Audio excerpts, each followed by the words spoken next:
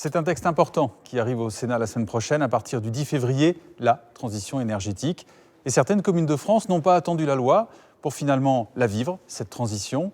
Vous allez le voir dans un petit village près de Mulhouse, Ungersheim, un reportage de Michael Spitzberg. À Ungersheim, 2200 habitants, cela fait 10 ans que l'on est entré dans la transition énergétique. Et la mascotte de ce village précurseur, c'est Richelieu, un cheval destiné entre autres au ramassage scolaire. C'est un vecteur de sensibilisation, quoi.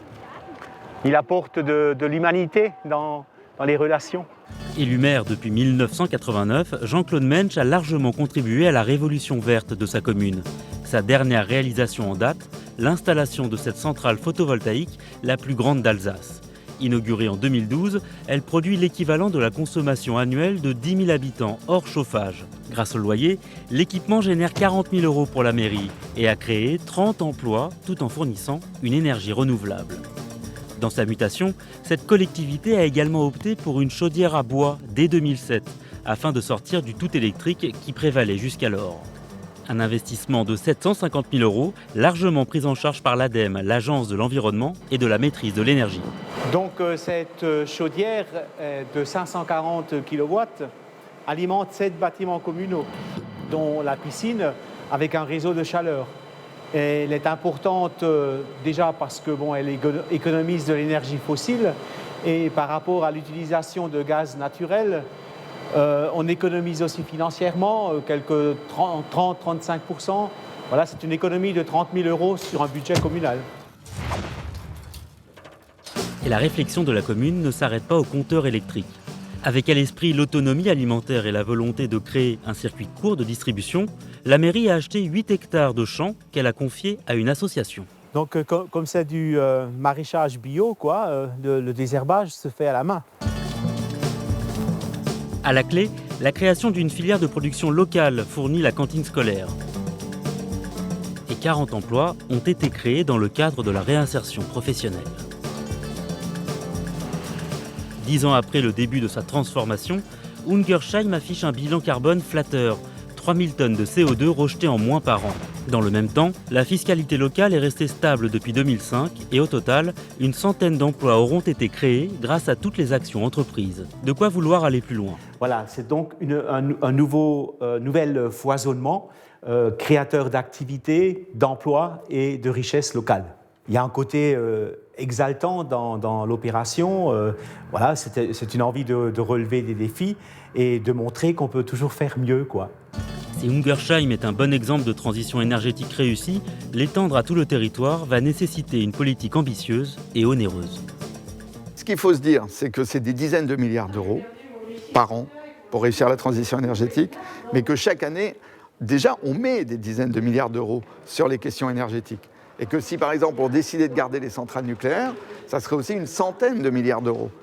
Il s'agit simplement de les réorienter. C'est répondre aux défis climatiques. Parce que si nos sociétés ne répondent pas aux défis climatiques, il n'y a pas, à la fin du XXIe siècle, d'avenir pour nos petits-enfants. Début des débats, le 10 février.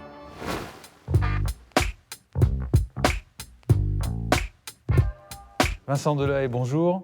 Bonjour. Vous êtes sénateur centriste de l'Essonne, vous êtes maire de Massy depuis 20 ans et vous communiquez actuellement sur les banlieues. Vous avez envie de faire bouger les choses ici au Sénat. Mais alors, concrètement, qu'est-ce que vous pouvez faire à la Haute Assemblée pour les banlieues ? Au Sénat, d'abord, le Sénat, c'est la chambre des territoires et des collectivités. Donc c'est vrai que ça me semble normal aussi que le Sénat s'intéresse aux banlieues. Il n'y a pas que la province, il n'y a pas que la campagne et l'urbain. Et on a des banlieues dans lesquelles il y a des choses à faire. Donc on pourrait créer une délégation, un groupe de travail spécifique banlieue et s'attaquer, je pense, à 2 sujets majeurs. C'est le peuplement dans les banlieues, la mixité. Comment assurer une bonne mixité dans les banlieues ? La mixité, on la recherche tous. Maintenant, essayer de la trouver, c'est pas facile parce que qui se ressemble s'assemble. Donc on a tendance à trouver des communautés parfois dans des cages d'escalier, dans des immeubles, voire dans des quartiers. Qui a été une priorité du gouvernement, qui l'est encore et qui n'a pas forcément fonctionné toutes ces dernières années. La mixité ? Et le repeuplement. Oui. Mais enfin, qu'est-ce qui a changé ? Qu'est-ce qui a changé sur le sujet depuis 20 ans ? Moi, je suis maire depuis 20 ans. Depuis 20 ans, il n'y a rien qui a changé. Tout le monde est irresponsable. C'est-à-dire que le préfet mais attribue un certain nombre de logements, le bailleur aussi, la ville aussi, et finalement personne ne se concerne vraiment. Et moi, je souhaite qu'on ait plus de pouvoir, que les maires aient beaucoup plus de pouvoir sur les attributions de logements. Alors on va me dire... Donc logements sociaux, quand vous dites les logements sociaux. Les autres logements, on n'a pas de... Attendez, heureusement qu'il y a encore de la liberté, mais quand c'est de l'attribution de logements sociaux, nous, on connaît nos quartiers, on connaît nos cages d'escalier, on connaît les endroits où on a des problèmes, et je pense qu'on serait plus à même de mieux répartir les personnes. Et vous avez donc, vous disiez, un deuxième objectif. La deuxième piste, c'est l'emploi. L'emploi des jeunes. L'emploi, c'est la priorité au niveau national, mais dans les banlieues, c'est une priorité par rapport à des jeunes qui sont souvent très éloignés de l'emploi et qui sont les jeunes les plus fragiles et qui sont ceux qui peuvent être le plus, finalement, pris par la propagande qu'on connaît de fanatiques et de barbares. Est-ce que, selon vous, il faut modifier la loi SRU qui oblige les maires et les mairies, donc les communes, à avoir 25% de logements sociaux? Mais moi, je suis certain que si on donne plus de responsabilités aux maires, on aura plus de construction de logements sociaux. Aujourd'hui, les maires, ils ne veulent pas construire parce qu'ils ont peur qu'on leur impose des gens venus de l'extérieur, d'on ne sait où, et avec des difficultés qu'ils risquent d'avoir à gérer ensuite. Si on les responsabilise, si on leur dit, ben voilà, vous devez assurer une certaine mixité, donc il y a entre guillemets des quotas que vous devez respecter, c'est à lui de les respecter, mais il sait le faire et il a la maîtrise. Et là, moi, je pense qu'on construira beaucoup plus de logements. Vincent Delahaye, merci d'avoir répondu à ces questions. Merci à vous.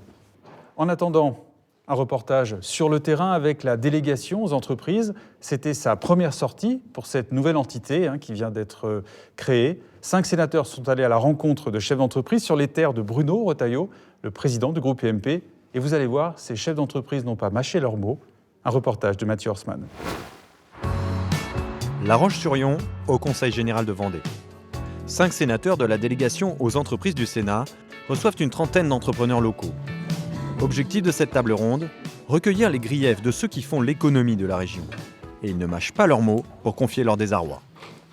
Si vous n'allez pas à notre rythme, nous, on perd des marchés et on perd un positionnement. Donc moi, ce que j'aurais tendance à dire, arrêtez de nous filer des aides, stop, et baissez les charges. Il y a quelque chose qu'il faut faire pour réveiller l'esprit d'entreprise, qui est en train aujourd'hui de s'effilocher. Excès de normes, coût du travail, complexité fiscale, les sujets sont nombreux pour les chefs d'entreprise. Ils saluent tout de même ce contact avec les parlementaires pour faire passer leur message. Le cri du cœur, c'était « laissez-nous travailler, donnez-nous de l'air pour que justement on puisse avancer » parce qu'on a en France les salariés qui sont compétents, qui sont capables de s'investir dans leur entreprise. On a l'intelligence, on a les idées. Je pense qu'il est important de sensibiliser nos politiques à la vie des entreprises, à nos contraintes, puisque effectivement c'est en région que se créent les emplois et donc on a besoin d'être écouté, d'être entendu. Et si la Vendée a été choisie pour cette première visite, c'est pour le côté représentatif de son tissu économique. C'est une terre d'entrepreneurs. On a un des taux les plus importants d'entreprises rapportés au nombre d'habitants. On a 98% de nos entreprises qui ont moins de 50 salariés. Donc vous avez ici la terre des PME. C'est en plus une industrie, alors que la France c'est de moins en moins industrielle. Nous, on a encore 30% de nos effectifs qui sont des effectifs industriels. Pour l'étape suivante, direction une entreprise emblématique de la région. La délégation prend la route pour visiter un établissement de 1300 salariés qui fabrique des habitats modulaires. C'est un développement naturel de notre savoir-faire qui a 40 ans. Et là encore, les critiques pleuvent. Pour les sénateurs, c'est une vraie piqûre de rappel.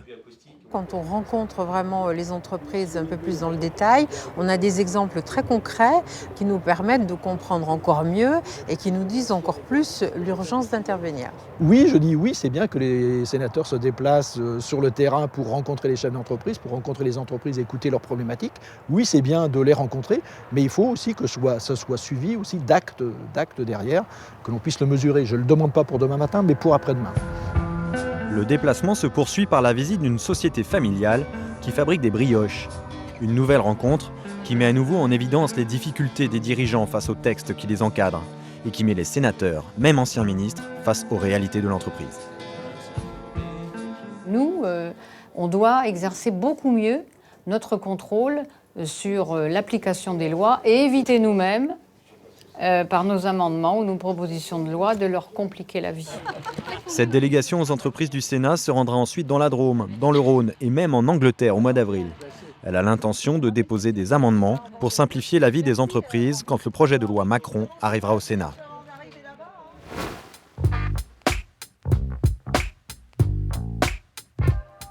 C'est la fin de ce rendez-vous ici au Sénat. Merci de l'avoir suivi.